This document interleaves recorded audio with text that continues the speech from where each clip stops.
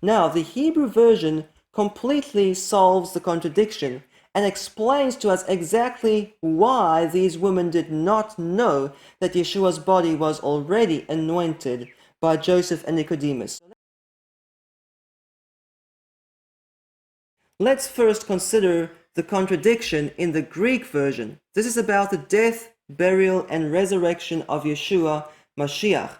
And the Hebrew Gospel of Yochanan completely solves this contradiction. Now, based on the Greek version of the Gospels, we know that Yeshua was buried before sunset, just before the high Sabbath started, okay?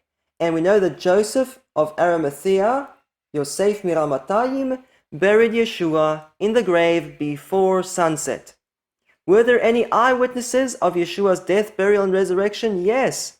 For example, we know that Mary Magdalene and the other Mary were eyewitnesses of Yeshua's burial. They sat right opposite the grave as Joseph buried Yeshua's body in the grave. Okay, good.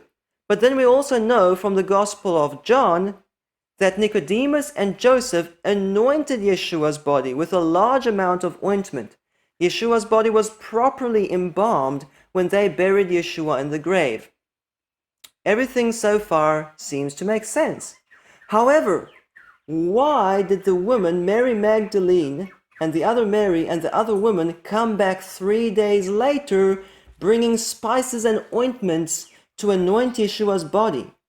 They're supposed to be eyewitnesses of Yeshua's burial. But they don't even know that Joseph and Nicodemus already anointed Yeshua's body.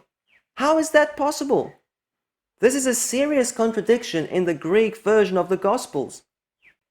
And many people want to question Yeshua's death, burial, and resurrection. No one can question that Yeshua really lived here on earth 2,000 years ago. But skeptics want to question Yeshua's death, burial, and resurrection. So this is a very important topic. Now, the Hebrew version completely solves the contradiction and explains to us exactly why these women did not know that Yeshua's body was already anointed by Joseph and Nicodemus. So let's read from the Hebrew Gospel of Yochanan.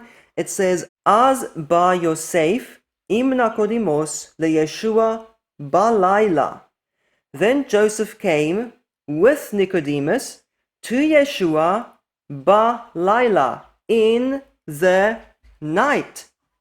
Based on the Hebrew Gospel of Yochanan, Joseph and Nicodemus anointed Yeshua's body with ointments in the night. That means after sunset. In other words, before sunset, Joseph simply wrapped Yeshua's body in a linen cloth and buried Yeshua in the grave without anointing him before sunset. That's what the other women saw.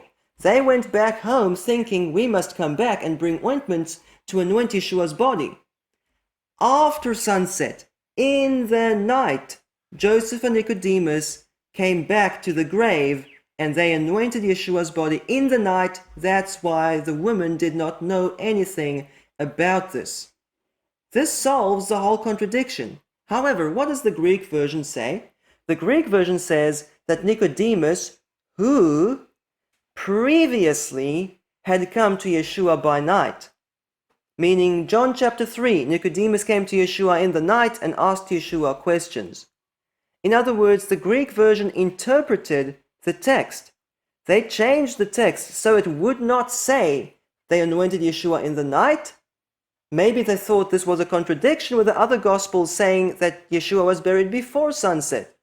So they interpreted the text saying this means Nicodemus, who previously came to Yeshua in the night. So based on the Greek version, we could not know that Joseph and Nicodemus actually anointed Yeshua's body in the night after sunset.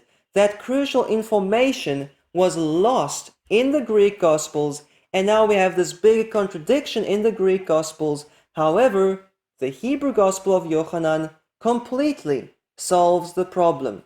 So there is no reason to doubt Yeshua's death, burial, and resurrection. These eyewitness accounts are true. We simply need to go back to the Hebrew text of the Gospels to fully understand how all these events took place.